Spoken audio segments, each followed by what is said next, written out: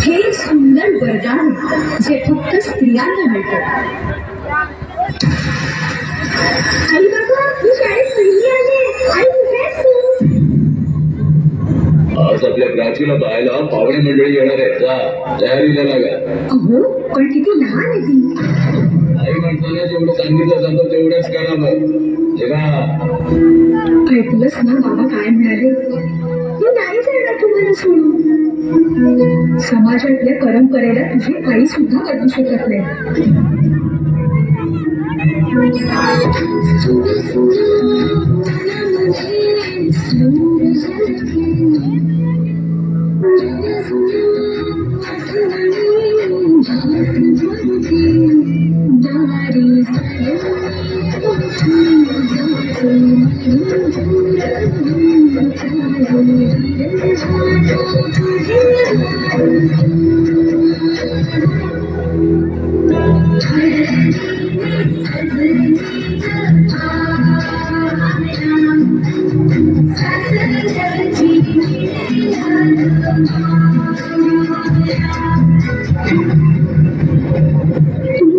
सासरी माया करायला